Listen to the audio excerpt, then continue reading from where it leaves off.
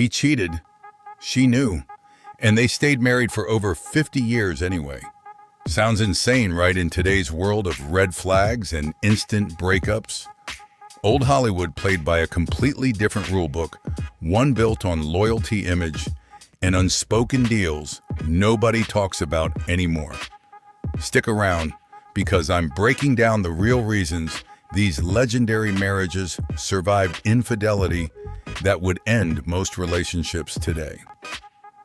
We'll uncover the secret arrangements behind three iconic couples, the shocking reason one star forgave a very public affair, and the surprising truth Hollywood tried to bury for decades.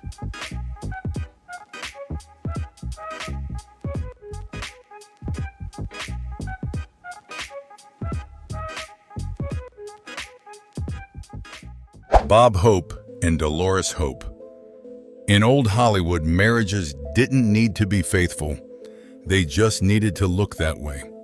Bob Hope and Dolores Hope became the industry's model couple, even as his affairs turned into an open secret on studio lots. The most serious was with actress Marilyn Maxwell. The two co-starred in The Lemon Drop Kid, crooned "Silver Bells" together on screen, and were seen together so often in the early 1950s that crew members at Paramount jokingly called her Mrs. Hope. Hope's longtime associate, Elliot Kozak, later said the relationship was no fling. Hope had confided that he nearly left Dolores for her. Dolores never budged. She held on to the children, the household, the public appearances, and the carefully built image of Bob Hope as America's wholesome, happily married entertainer. Asked once whether his wandering eye bothered her, she gave a famously sharp reply, no, because she simply believed she was better looking than the other women. Kozak recalled one raw moment in London when Dolores shoved Hope against a wall and demanded, "Kiss me, Bob. Tell me you love me." Whatever cracks existed, the marriage held. The two stayed together until Hope's death on July 27, 2003, at age 100.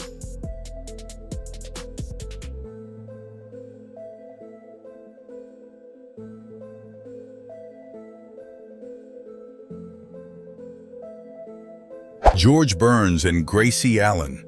George Burns broke his marriage vows once in the early 1950s, then spent the aftermath trying to buy back his guilt. He later admitted he'd had too many martinis and couldn't even recall the woman's name, describing her in his memoir only as a beautiful starlet passing through.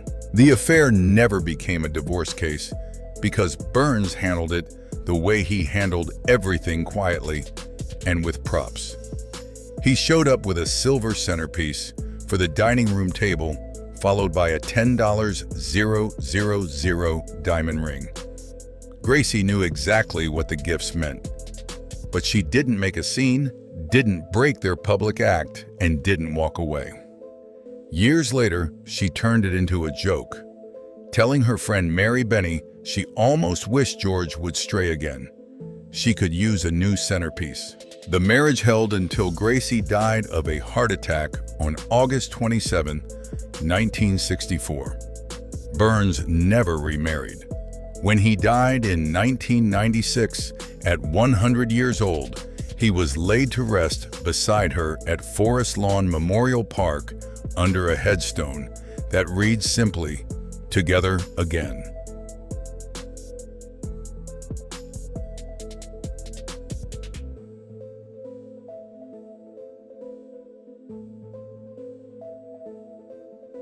Leslie Howard and Ruth Martin. Leslie Howard's marriage to Ruth Martin survived one long-term affair only to make room for another. The couple married in 1916 and raised 2 children together. By the mid-1930s, the union had already been shaken by his affair with Merle Oberon during the filming of the Scarlet Pimpernel, serious enough that divorce nearly followed. Ruth chose to stay. Then, in 1938, while working on Pygmalion, Howard met Violet Cunningham's secretary to producer Gabriel Pascal. She soon became far more than his assistant, his lover, and steady traveling companion. Cunningham followed him to California during the filming of Gone with the Wind and Intermezzo, all while Ruth remained his legal wife back home.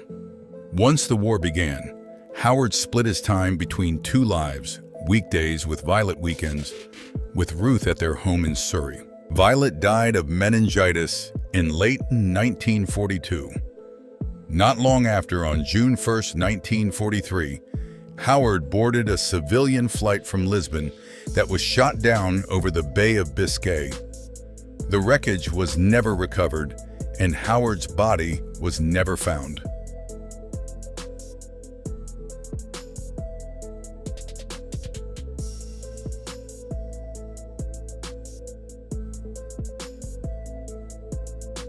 William Randolph Hearst and Millicent Hearst. William Randolph Hearst never divorced his wife, even as another woman ran the house he built. He married Millicent Wilson in 1903, and the couple had 5 sons together. But by the mid-1920s, the marriage existed in name only. Millicent remained in New York, keeping the family name and the social standing that came with it. Meanwhile, in California, Marion Davies presided over Hearst's world at San Simeon. Film stars, politicians, writers, and millionaires passed through the castle, treating her as though she were its true mistress, because in every way but legally, she was. Divorce nearly came in 1937 when Millicent pushed to include Cosmopolitan magazine in a settlement.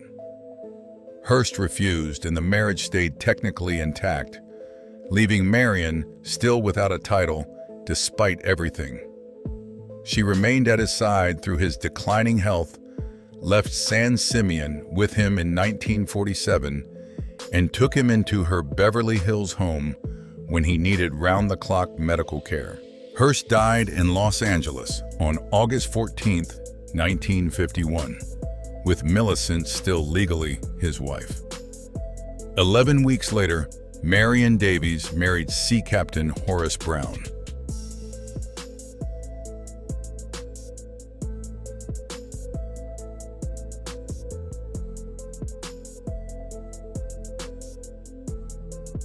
Melvyn Douglas and Helen Gahagan.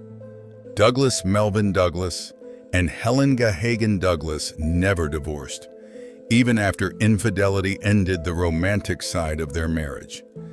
Instead, they quietly reshaped it into something rarer in Hollywood, a decades-long public partnership built on loyalty rather than passion. They married on April 5, 1931, and had 2 children, Peter and Mary Helen. But once Helen learned of Melvyn's affair with an unnamed co-star, the marriage's physical intimacy ended for good. They stayed together and stayed amicable. Yet, for most of the following decades, their relationship functioned more like a close friendship than a traditional marriage. That arrangement gave each of them room to live separate lives. In Washington, Helen's name was linked to Lyndon Johnson, an association widely whispered about on Capitol Hill, and later to British diplomat Philip Noel Baker. Melvyn, meanwhile, continued building his career in Hollywood. In her memoir, Helen defended their unconventional bond, insisting that long stretches apart didn't make the marriage any less real. Still, divorce never came. Helen died of cancer in New York on June 28, 1980. Melvyn followed just over a year later on August 4, 1981, at Memorial Sloan Kettering Hospital, where pneumonia complicated by heart disease ultimately took his life.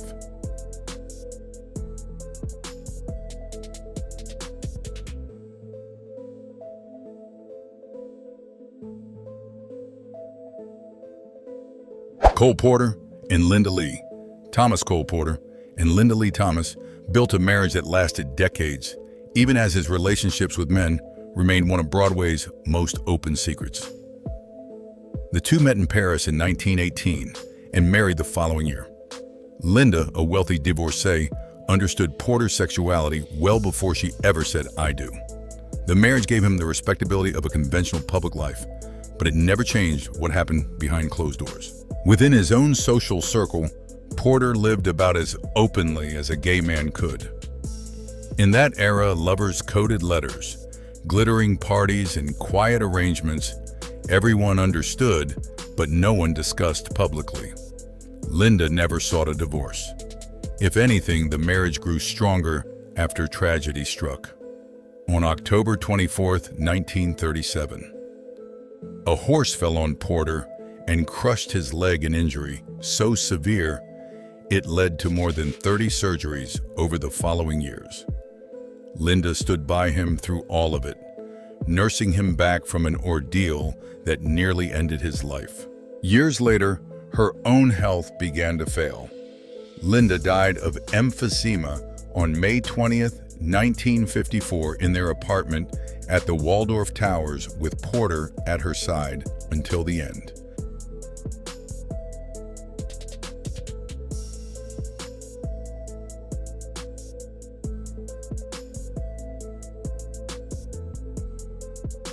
Darryl F. Zanuck and Virginia Fox.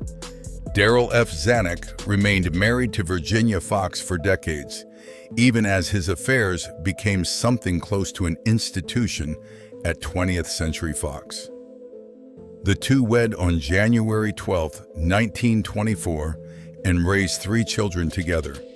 Marriage never interrupted his private routine. Inside the studio, young actresses summoned to his office late in the afternoon became known half-jokingly as the 4 o'clock girls. Virginia tolerated the pattern for years. What finally broke it was Bella Darby. Virginia herself had helped discover the young actress in Europe, and her stage name was even built from the couple's own Dar from Darryl Vi from Virginia. But Bella soon became Darryl's mistress, and Fox Studio began promoting her career as though the entire company were underwriting his personal fixation. By 1956, Virginia had moved out and stopped living with him, though she never filed for divorce. Years later, as Zanuck's health and mental state declined through the 1970s, Virginia returned to his side. On December 22, 1979, he died of complications from pneumonia at a hospital near Palm Springs, with Virginia there beside him until the end.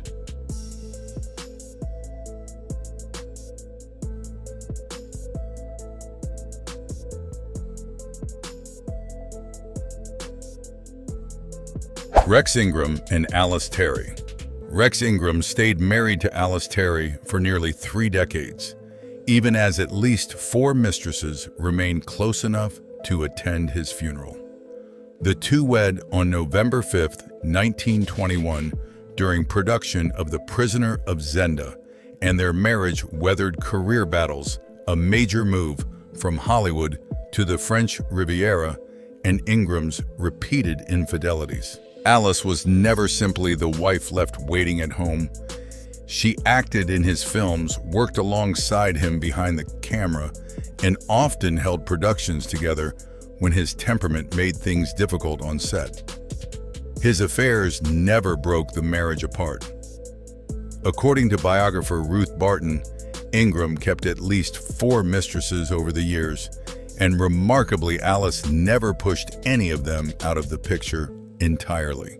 When Ingram died of a cerebral hemorrhage in North Hollywood on July the 21st, 1950, Alice extended an invitation few wives would consider. She asked the women to attend his funeral.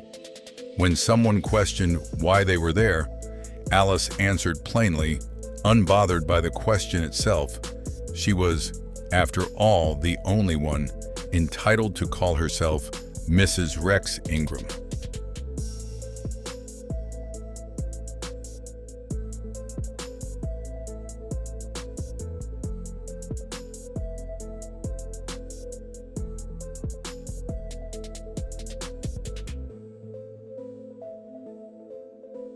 Thank you for watching. Don't forget to like, share, and subscribe to the channel so you don't miss any new videos. See you in the next one.